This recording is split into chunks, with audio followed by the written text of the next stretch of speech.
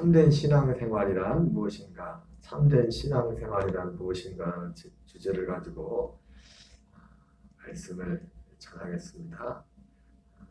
월요일과 화요일에 잠깐 말씀을 전했었는데 처음부터 다시 좀 정리하면서 다시 시작하는 마음으로 말씀을 전하겠습니다.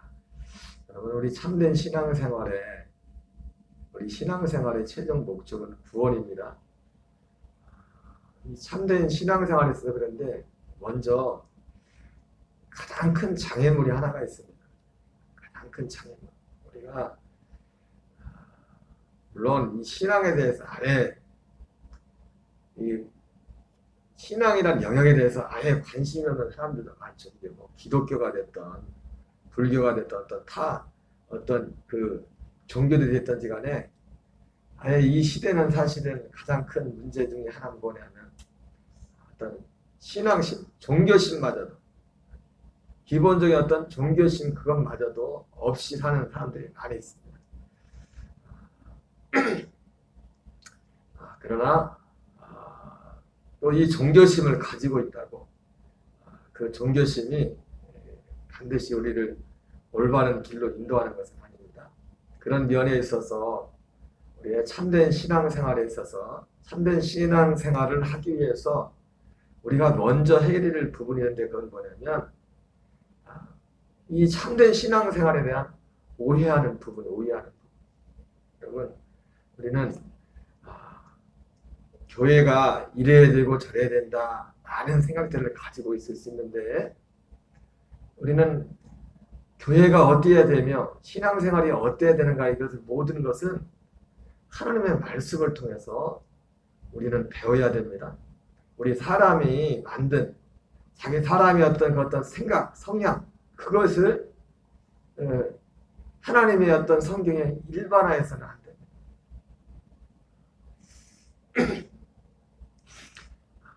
디모데후서 3장에서는 우리 신앙생활의 핵심이 무엇인가를 말씀해 주죠. 우리가 어려서부터 성경을 나눈다니 성경은 능히 너로 하여금 그리스도 예수 안에는 믿음으로 말미암아 구원에 이르는 지혜를 얻게 하느니라.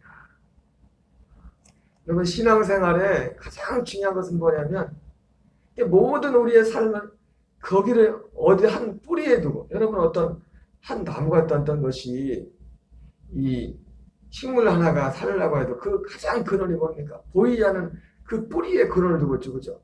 아무리 겉이 그럴듯해 보일지라도 뿌리가 죽으면 죽은 거예요.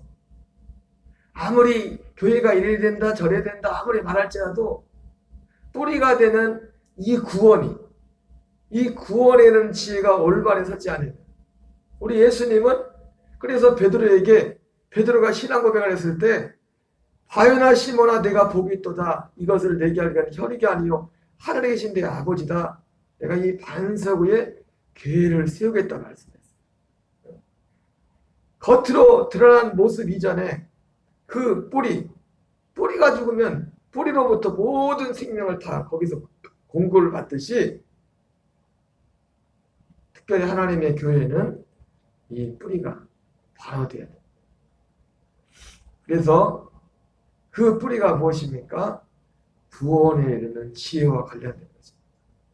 성경을 우리에게 주신 가장 유일하고 중요한 목적은 뭐냐면 구원에 이르는 지혜. 바로 그 구원에 이르는 지혜를 알고 그 구원에 이르는 지혜 가운데서 그 사람의 어떤 달란트라고 할까? 삶에 주어진 그 영역에 발휘된 그 달란트, 재주에 따라 그걸 통해서 그 구원을 나타내는 통로가 되는 겁니다. 그런 면에서 참된 신앙생활을 함에 있어서 가장 큰 장애물은 오해입니다. 오해. 올바르게 이해하지 못하는 바른.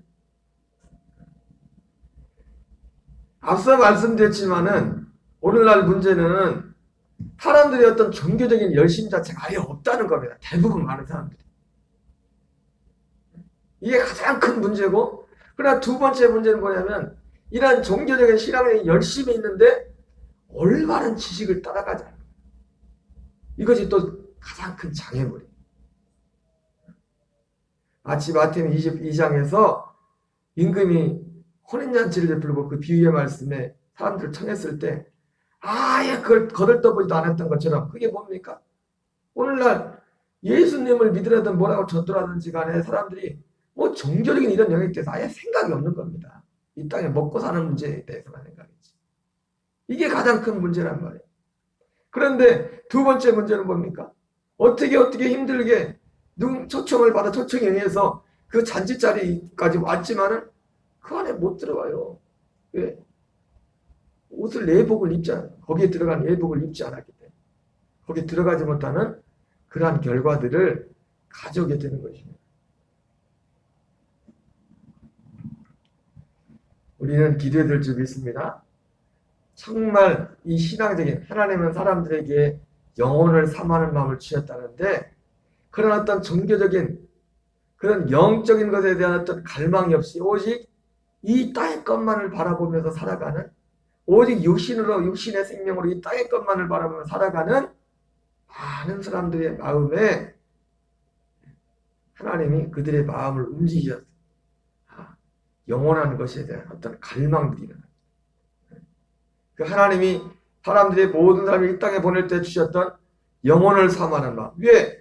하나님은 우리를 이 땅에 보내신 목적이 그 영혼을 사모하는 그 사모함,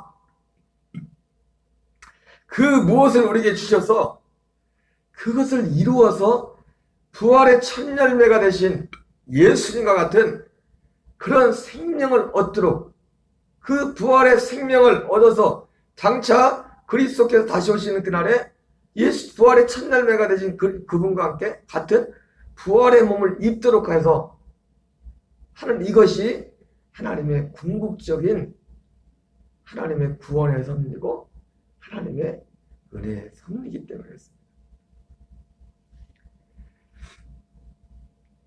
참된 신앙생활의 가장 큰 장애물은 오해입니다. 오해. 로마서 10장에 유대인들도 마찬가지죠. 유대인들이 예수님을 거부하고 복음을 받아들이지 못했던 이유가 뭡니까? 그들이 구원을 받지 못했던 이유가 뭐예요? 그들에게는 열심이 있었습니다. 누구보다도 열심이 있었어요. 종교적인 열심이 있었습니다. 그러나 그들이 하나님의 지식을 쫓은 것이 아니라 이 지식을 쫓지 않았다는 게 뭡니까? 뭔가 그들에게 오해가 있었다는 겁니다. 유대인들의 그러한 열심은요 정말 본받을 만한 겁니다. 중요한 거예요. 그리고 사실 유대인들의 그 열심과 유대인들이 그때까지 그 율법을 했던 그 자리는 바로 우리가 믿음으로 오기 직전의 단계예요. 믿음으로 오기 직전의 단계라.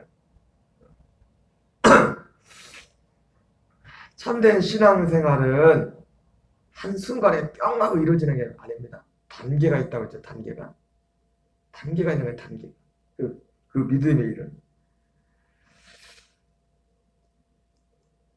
마태복음 5장에서도 예수님이 산상설교를 하시면서 뭐라고 합니까? 내가 율법이나 선지자나 폐하라운 줄로 생각하지 말라. 이 말이 뭐예요?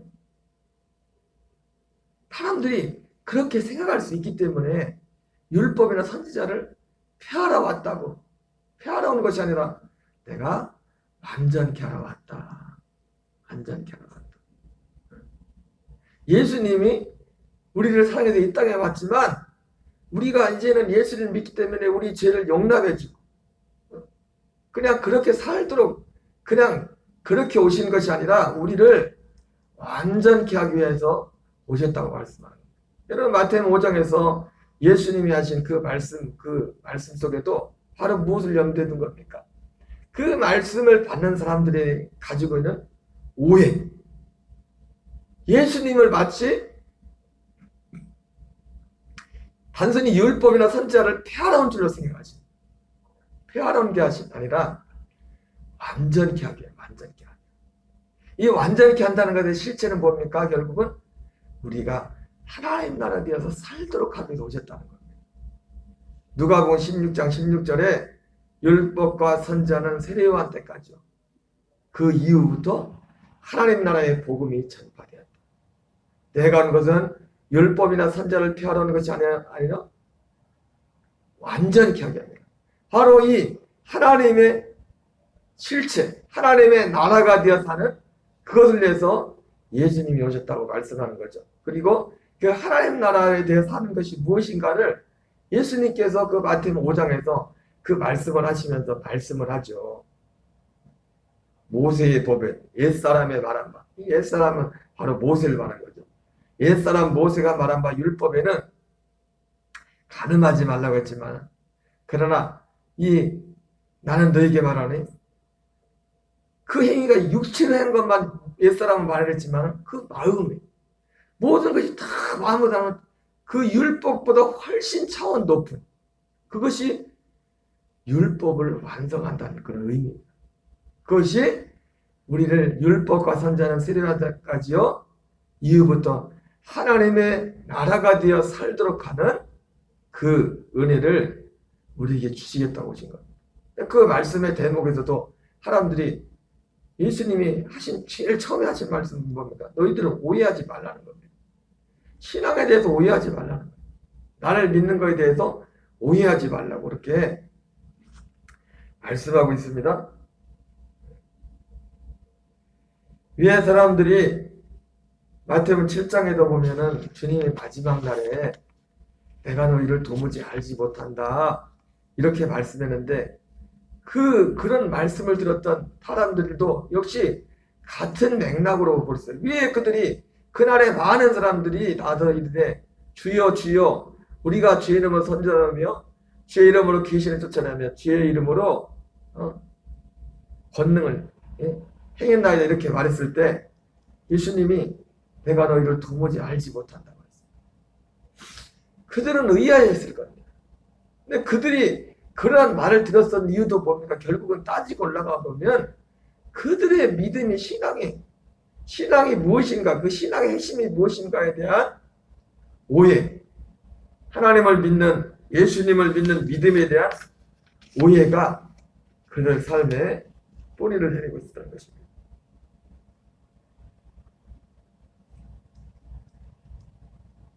우리 마태복음 23장 23절을 같이 읽겠습니다. 화 있을진저 유식하는 서기관들과 바리새인들이여, 너희가 박하와 회양과 근처의 11조는 들이되 율법에 더 중한 바 정의와 긍휼과 믿음은 버렸도다. 자, 우리 예수님께서 이 바리새인들에게, 바리새인들 그들의 죄를 책망하죠. 화 있을진저 유식하는 서기관들과 바리새인들이여, 너희가 박하와 회양과 근처의 11조는 들이되 율법에 더 중한 바 정의와 긍휼과 믿음은 버렸도다. 우리 예수님께서 하신 이 말씀 속에도 이 바리새인과 서기관들이 가졌던 그 신앙에 있어서 그들의 신앙이 뭔가 오해하고 있는 부분이 있음을 말씀해 주고 있는 겁니다. 그러면서 그러나 이것도 해야 하고 저것도 버리지 말아야 할지니라. 바리새인들 같은 경우는 사실은 우리 예수님께서 이런 말씀을 하실 때 어떤 면에 있어서는 주님이 그들의 신앙을 인정하는 겁니다. 인정하는 부분이 있어요. 그래서 이것도 해야 하고 저것도 버리지 말라고 하죠. 그러나 이들도, 이 바리새인들도 그들의 예수님께 이렇게 책망을 받았던 가장 큰 이유가 뭐냐면 이 신앙에 대한, 믿음에 대한 오해 때문에 그랬어요. 여러분 오늘날도 마찬가지죠. 오늘날은 정반대. 믿음이 뭔지를 잘 모르기 때문에, 마치 마태복음 5장에 나오는 예수님이 믿음과 은혜가 무엇인지, 요즘은 사람들이 아예 믿음과 은혜가 무엇인지를 오해를 해버려가지고 믿음과 은혜를 너무 싸구려로 만들어버립니다.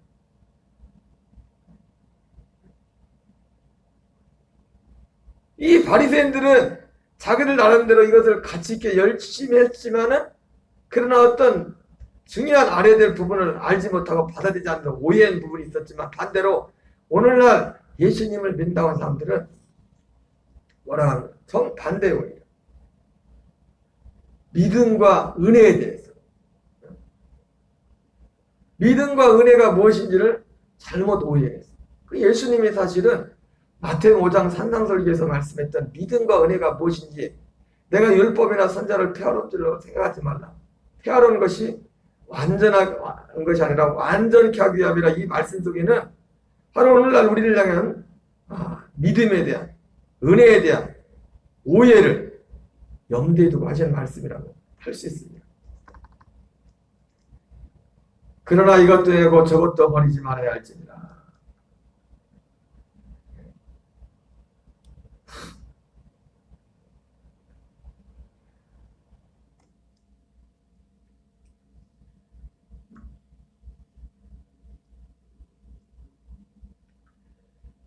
우리에게 하나님이 원하는 참 믿음이 오려면 그 믿음에는 어떤 과정들이 있습니다. 과정. 마틴 루터가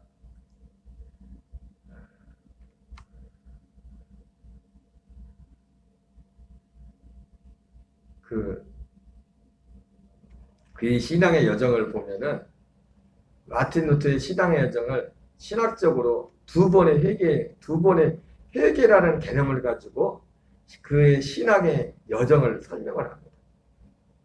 그 첫째가 뭐였냐면 그 회개가 율법적인 회개라고 표현을 했어요. 율법적인 회개.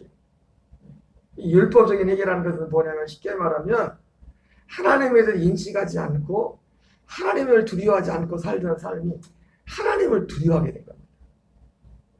그래서 그 사람이 친구와 함께 길을 가다가 자기 앞에서 벼락이 떨어져서 죽는 친구를 보면서 벌벌벌 떨면서 하나님 앞에 서운한 그 장면. 그것이 바로 율법적인 회개. 율법적인 회개. 하나님을 두려워하고 하나님 뜻대로 살아보려고 하는 그런 어떤 삶을 전체를 이렇게 드리는 그런 것이죠. 아까도 말씀드렸지만 오늘날 제일 큰 문제가 그것이라고 했죠. 그죠? 교회 밖에 있는 사람들은 말할 것도 없이 교회에 나오시는 분들조차도 이 회개조차도 없습니다. 하나님을 경외하고 하나님을 두려워할 줄 아는 그런 어떤 감각이 없어요. 그런 마음이 없어요. 마틴 루터에게 있어서 그의 신앙의 장 가운데 가장 그 첫 번째가 바로 그 경험이었어요. 그래서 그 신앙의 자기가 바로 그 삶을 어떻게 했습니까? 실천으로 옮긴 게 뭡니까? 신부가 된 겁니다. 수도원에 들어간 거예요. 신부가 된 수도원에 들어가서 나를 온전히 하나님께만 드리겠다. 그런데 문제는 뭐예요? 그렇게 하나님을 두려워하고 하나님께 드리며 하나님 뜻대로 살려고 하는데 하면 할수록 그렇게 거룩한 엄청난 뜻을 가지고 거룩한 마음을 가지고 시작했는데 자기 안에서 일어났던 죄의 문제 하나가 해결되지 않는 겁니다. 오히려 그 죄의 문제를 하려고 할수록 오히려 그 안에서 더 그래서 많은 그 죄 문제를 해결해 보려고 고행을 해가죠. 여러 방법으로. 그러다가 깨달은 게 뭡니까? 야, 안 되는 거예요. 이 로마서 7장에도 나오지만 그런 말씀 있죠. 죄의 율법이 임하니까 나는 죽고 죄는 살아나더라. 죄는 살아나고 내가 죽는. 죄는 살아나고 내가 죽는다는 게 뭐냐면 정죄를 받는 거예요. 정죄를 받는다는 거예요. 무거운 거예요. 하나님 말씀대로 내가 살려고 하면 할수록 내 힘으로 살려고 하면 할수록 느끼는 건 뭡니까? 더 절망감과 나는 안 된다는 것만. 더 정죄한 말. 그래서 그렇게 몸부림치다가 마틴 루터가 로마서 1장 17절 말씀을 빛과 같이 말하죠. 오직 의인은 믿음으로 말미암았다. 믿음. 이 믿음이 뭡니까? 바로 새 언약, 새 생명에 관한 약속에 관한 그 믿음. 그것.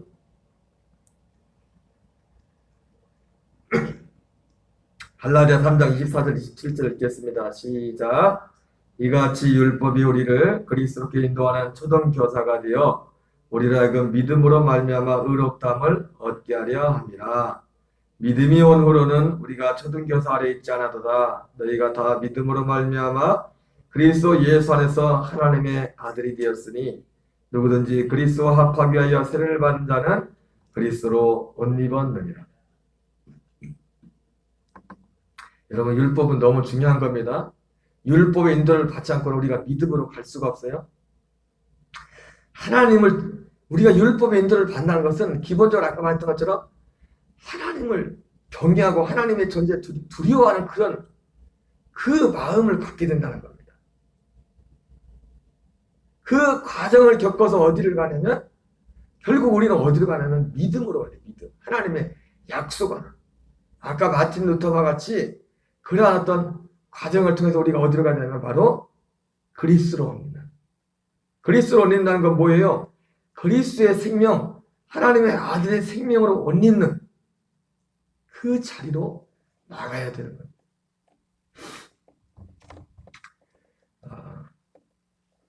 앞서 말씀드렸지만 가장 큰 참된 신앙생활의 장애물은 오해.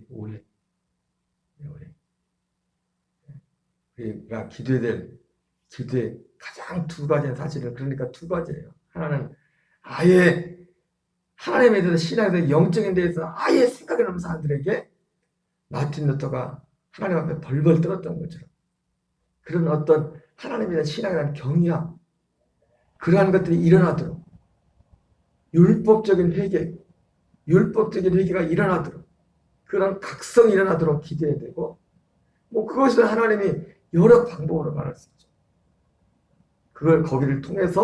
거기를 거쳐서 어디로?